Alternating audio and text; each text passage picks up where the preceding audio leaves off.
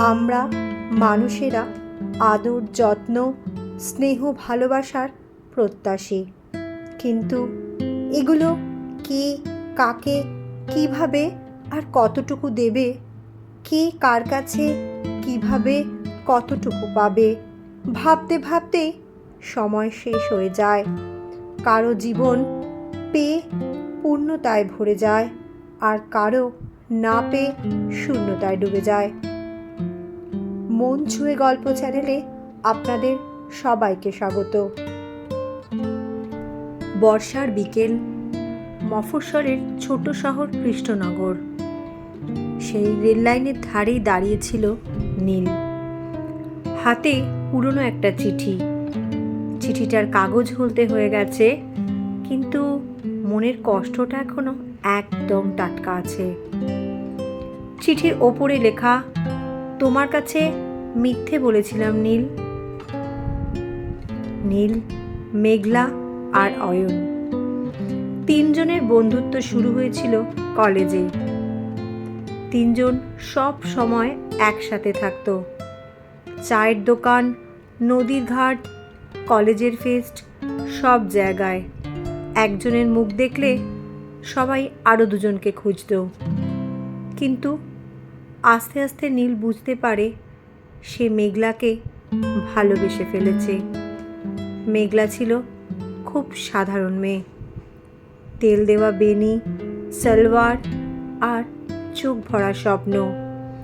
সে প্রায়ই বলতো, আমি এমন কাউকে চাই যে কখনো আমাকে ছেড়ে যাবে না। নীল মনে মনে বলতো, আমি তো আছি, কিন্তু কোনোদিনও মুখে বলতে পারেনি। অয়ন ছিল একদম উল্টো, স্মার্ট, হাসি খুশি, সবার প্রিয়। মেয়েরা ওকে খুবই পছন্দ করত।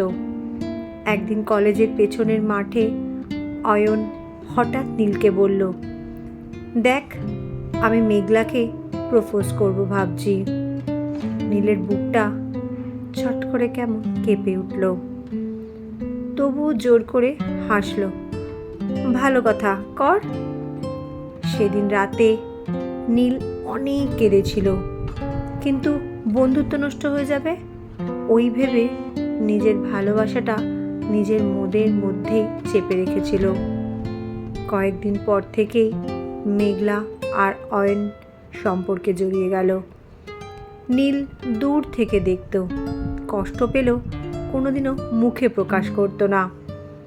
মেঘলা সুখী হলে সে সুখী থাকার অভিনয় করত, কিন্তু ধীরে ধীরে যা আর কি হয়, অনেক কিছু বদলাতে শুরু করলো। অয়ন আগের মতো সময় দিত না, ফোন কেটে দিত, প্রায় একটু অ্যাভয়েডই করত। আর মাঝরাতে অনলাইন থাকতো, কিন্তু মেঘলার মেসেজ সিন করেও সে রেখে দিত। মেঘলা কষ্ট পেয়ে একদিন নীলকে বলল, তুই বল, মানুষটা হঠাৎ করে কেমন বদলে যায় না? নীল চুপ ছিল, কারণ সে জানতো অয়ন অন্য কারোর সাথে জড়িয়ে পড়েছে। সেই মেয়েটার নাম ছিল তৃষা। শহরে নতুন এসেছিল, স্টাইলিশ, বড়লোকের মেয়ে। অয়ন তৃষার সাথে লুকিয়ে একটা সম্পর্ক শুরু করেছিল, আর মেঘলাকে বলে, আমি এখন কেরিয়ার নিয়ে ব্যস্ত। মেঘলা বিশ্বাসও করেছিল, কারণ ভালোবাসলে মানুষ তো সন্দেহ করতে প্রথমে শেখে না। তারপর আস্তে আস্তে অনেক কিছু প্রকাশ পেল। একদিন সন্ধ্যায় বৃষ্টি হচ্ছিল খুব। মেঘলা নীলকে ফোন করে কাঁদতে কাঁদতে বলল, নীল, তুই কি একটু স্টেশনে আসবি রে? নীল দৌড়ে গেল। স্টেশনের এক কোণে ভিজে দাঁড়িয়েছিল মেঘলা, চোখ লাল। তার হাতে একটা ছবি। ছবিতে অয়ন আর তৃষা খুব কাছাকাছি দাঁড়িয়ে। মেঘলা কাপা গলায় বলল, সব শেষ রে আমার। নীলের ভেতরে যেন সব কিছু দুমড়ে মুচড়ে ভেঙে গেল, কারণ মেঘলার কষ্ট সে কখনো দেখতে পারত না, আর দেখতে পারছিলও না। তার পরের দিনগুলোতে নীল সব সময় মেঘলার পাশে ছিল। ওষুধ এনে দিত, খাওয়া না করলে বকতো, রাতে ঘুম না এলে গল্পও করত।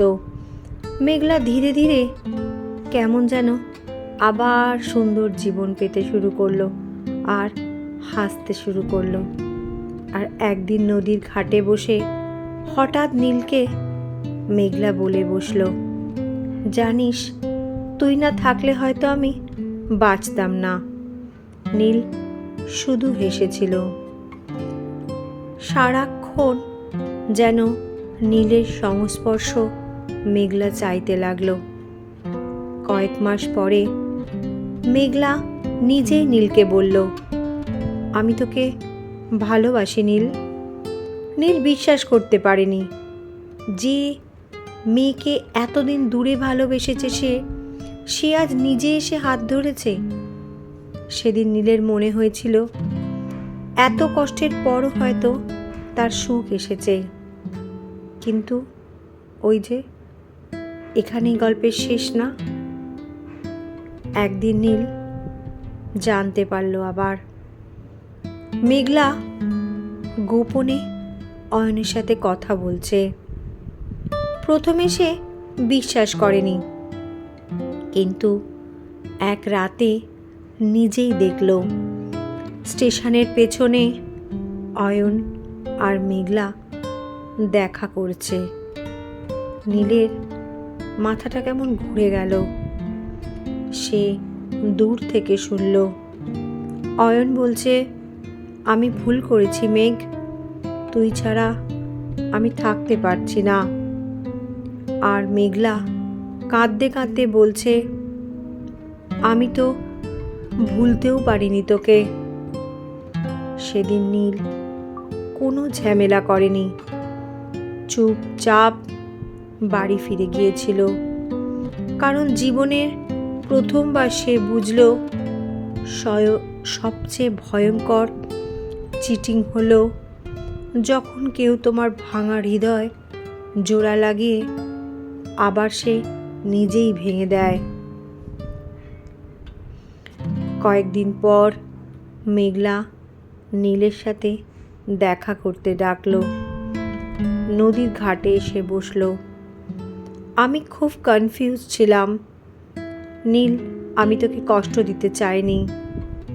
নীল শান্ত গলায় বলল, ভালোবাসা কনফিউজড হয় না মেঘলা, মানুষ হয়। মেঘলা চোখের দিকে জল পড়ছিল। তুই আমাকে ক্ষমা করবি না? নীল একটু হেসে বলল, ক্ষমা করে দিয়েছি, কিন্তু আগের মতো তো আর বিশ্বাস করতে পারবো না রে। তারপর নীল শহর ছেড়ে চলে যায় কলকাতায়। মনে প্রচুর প্রচুর কষ্ট। হৃদয় ভাঙার আওয়াজ হয়তো কেউ শুনতে পায় না, কিন্তু যার ভাঙে সেই একমাত্র বুঝে তার মনের অবস্থা। বহু বছর পরে সেই পুরনো চিঠিটা আসে, মেঘলার লেখা। চিঠিতে শুধু একটাই লাইন ছিল, যে মানুষটা সত্যি ভালোবাসতো তাকে চিনতে আমি খুব দেরি করে ফেলেছিলাম। যে মানুষ তোমার চোখে জল মুছিয়ে দেয় তাকে কখনো অবহেলা করো না, কারণ অনেক সময় আমরা যার পেছনে ছুটি সে শুধু এক্সাইটমেন্ট দেয়, আর যে নিঃশব্দে পাশে থাকে সেই সত্যিকারের ভালোবাসা হয়। ধন্যবাদ বন্ধুরা। যদি অডিও স্টোরি আপনাদের ভালো লেগে থাকে তাহলে চ্যানেলটা অবশ্যই সাবস্ক্রাইব করে দেবেন। আর হ্যাঁ, লাইক, শেয়ার, কমেন্ট করতে একেবারে ভুলবেন না। ভালো থাকবেন, সুস্থ থাকবেন। আবার একটা নতুন অন্য ধরনের অডিও স্টোরি নিয়ে আপনাদের সামনে হাজির হব।